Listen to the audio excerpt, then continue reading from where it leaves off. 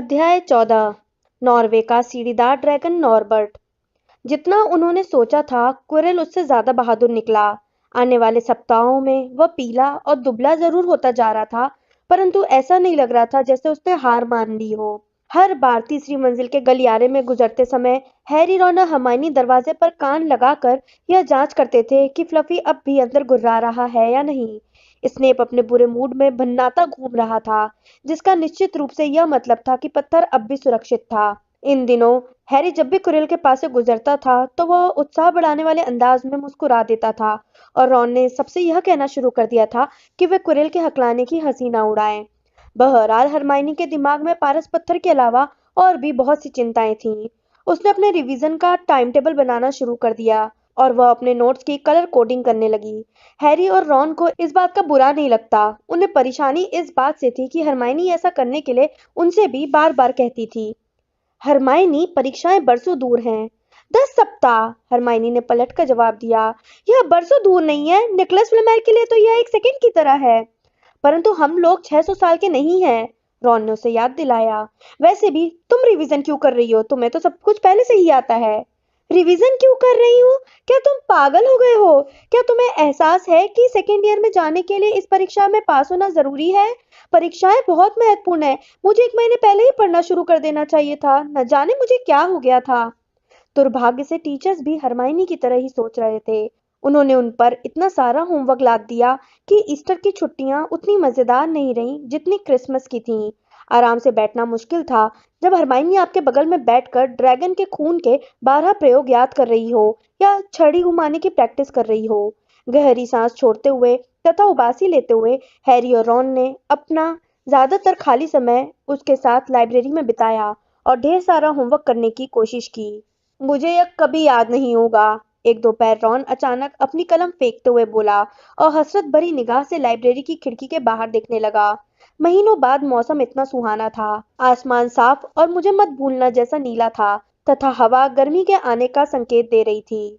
Harry 1000 जड़ी बूटी फुंदिया में टिटैनी ढूंढ रहा था और उसने तब तक ऊपर नहीं देखा जब तक कि रॉन यह नहीं बोला, हैग्रिड, तुम लाइब्रेरी में क्या कर रहे हो? हैग्रिड सामने आया। उसने अपनी पीठ के पीछे कुछ छुपा रखा था। वह छछूंदर की खाल के ओवरकोट में गलत जगह पर दिख रहा था। बस यूं ही देख रहे थे, उसने खिसियानी आवाज में कहा, जिस वजह से उनकी रुचि तत्काल जाग गई। और तुम लोग क्या कर रहे हो? अचानक वह उन्हें शंका भरी नजरों से देखने लगा। कहीं अब भी निकोलस फ्लेमेल के बारे में तो नहीं खोज रहे हैं? अरे, हमने तो सदियों पहले पता लगा लिया था कि वो कौन है, रॉन ने शान झाड़ते हुए कहा।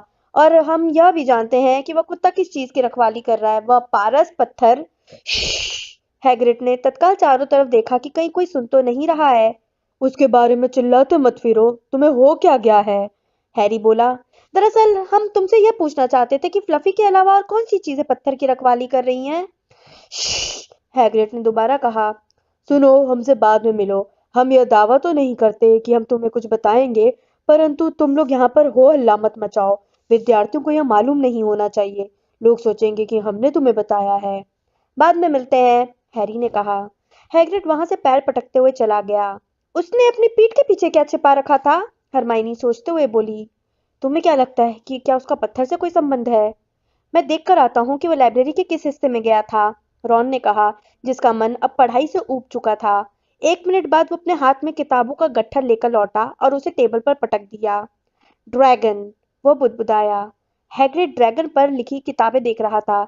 जरा इन पर नजर डालो। ग्रेट ब्रिटेन और आयरलैंड की ड्रैगन प्रजातियां, अंडे से शैतान तक, ड्रैगन मालिक की मार्गदर्शिका। हैग्रिड हमेशा से ड्रैगन पालना चाहता था। उसने मुझे यह तभी बता दिया था जब मैं उसे पहली बार मिला था, हैरी ने कहा। परंतु यह गैर कानूनी है, रॉन ने कहा। सब जानते हैं कि 1709 के वोलोस्क सम्मेलन में ड्रैगन पालना गैर कानूनी घोषित कर दिया गया था। अगर हम अपने घर के पीछे के बगीचे में ड्रैगन रखेंगे तो मगलुओं से खुद को छिपाना मुश्किल हो जाएगा। वैसे भी आप ड्रैगन को तो कभी पालतू बना ही नहीं सकते। यह खतरनाक है। तुम्हें देखना चाहिए कि चार्ली रोमानिया में जंगली ड्रैगनों के कारण कितनी जगह जला है। परंतु ब्रिटेन में तो जंगली ड्रैगन नहीं है, हैरी ने पूछा। बिल्कुल है, रॉन ने कहा। सामान्य वेल्च ग्रीन और हेब्रिडियन ब्लैक। और मैं तुम्हें बता दूं, जादू के मंत्रालय को उन्हें छुपाने के लिए बहुत काम करना पड़ता है। हमें उन मगलुओं पर जादू करना पड़ता है जिन्होंने ड्रैगन देखा है, ताकि वे उसे भूल जाएं। तो फिर हैग्रिड क्या करना चाहता है? हरमाइनी ने पूछा। जब उन्होंने 1 घंटे के बाद रखवाले की झोपड़ी का दरवाजा खटखटाया तो उन्हें यह देखकर आश्चर्य हुआ कि सभी पर्दे बंद थे। हैग्रिड ने पूछा, कौन है? इसके बाद ही उसने उन्हें अंदर आने दिया और उनके अंदर घुसते ही दरवाजा जल्दी से बंद कर दिया। अंदर बहुत गर्मी थी।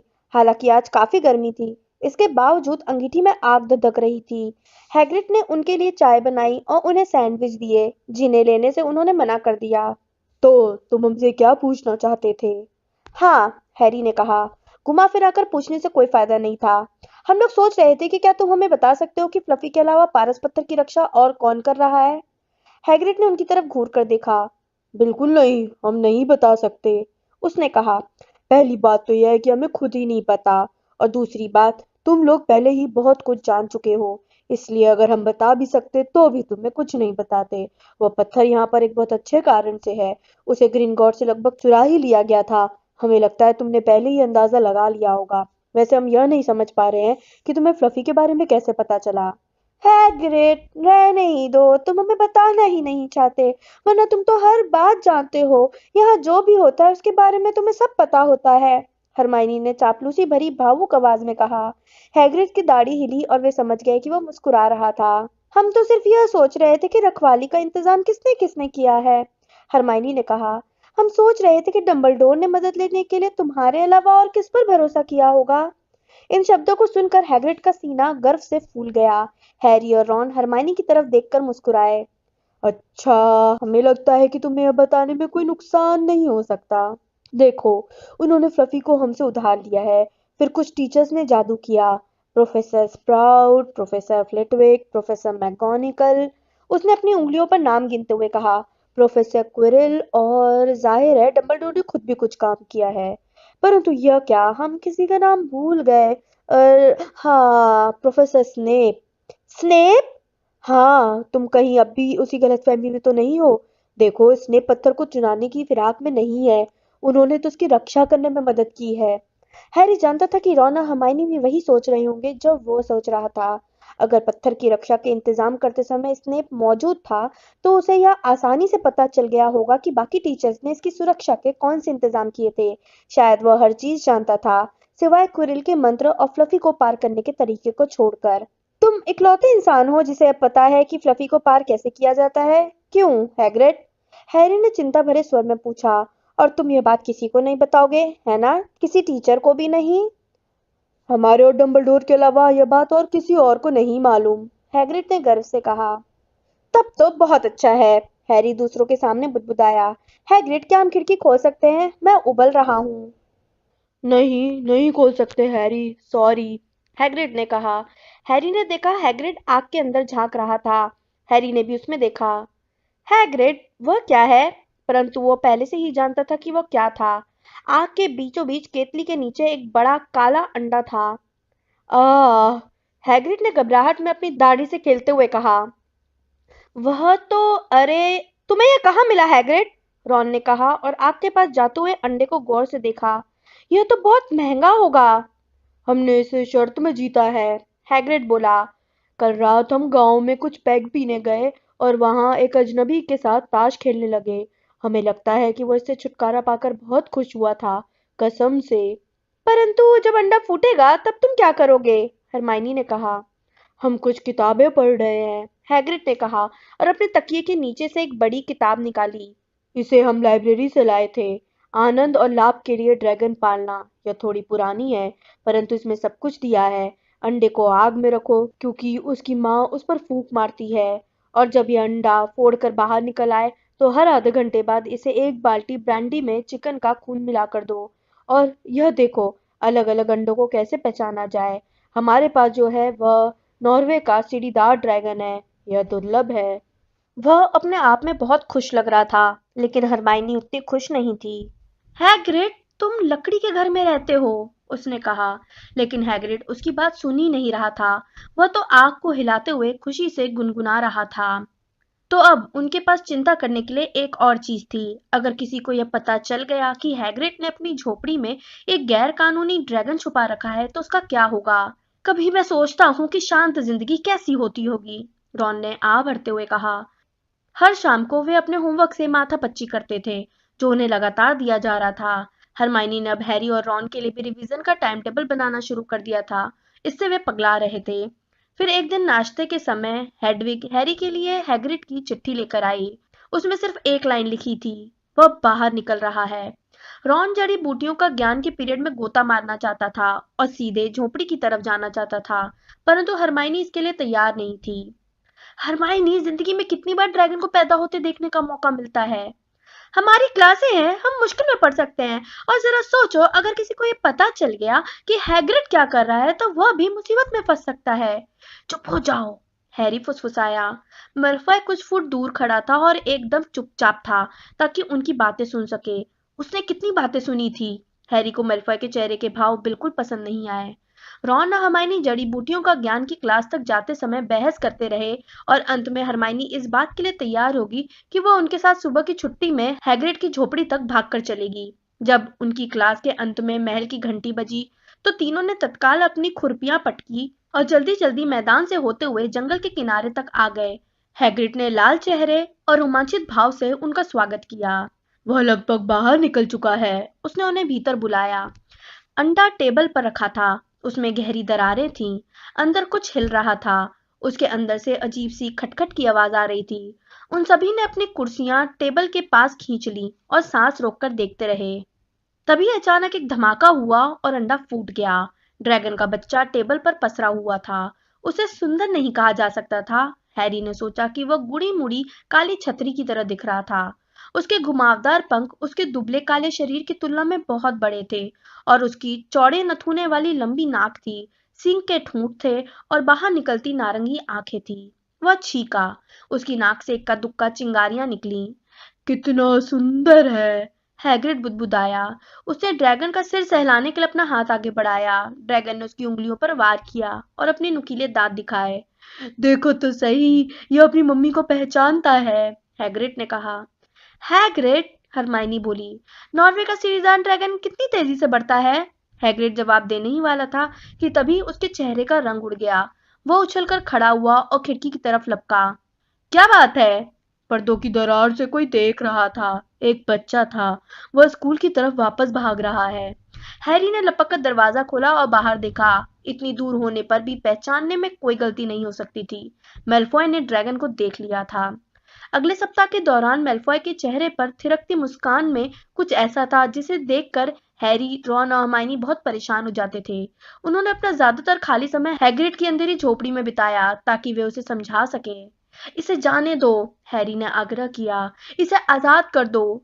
हम ऐसा नहीं कर सकते, हैग्रिड ने कहा। यह अभी बहुत छोटा है, यह मर जाएगा। उन्होंने ड्रैगन की तरफ देखा। वह एक सप्ताह में ही 3 गुना लंबा हो चुका था।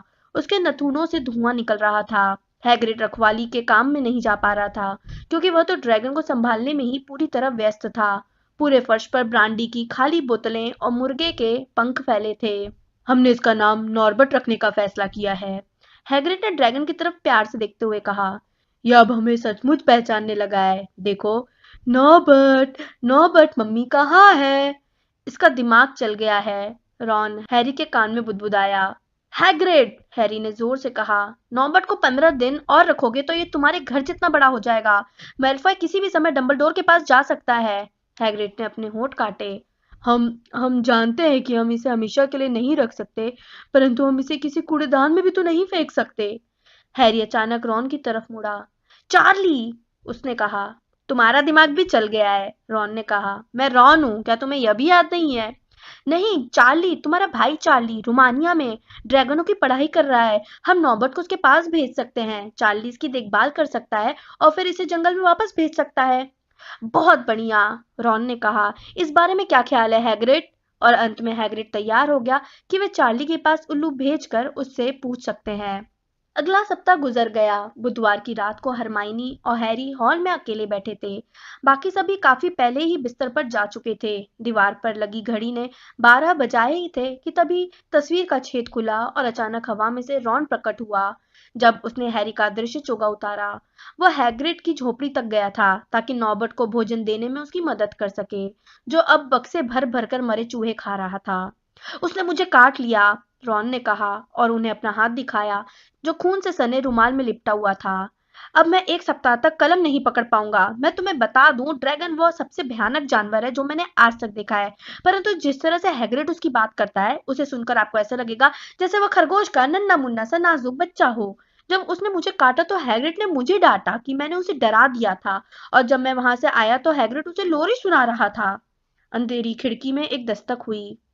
हेडविग, हैरी ने कहा और उसे जल्दी से अंदर घुसा लिया। चार्ली का जवाब लेकर आई होगी। इकट्ठे चिट्ठी पढ़ने के लिए उन तीनों ने अपने सिर पास पास किए। प्रिय रॉन, तुम कैसे हो? पत्र के लिए धन्यवाद।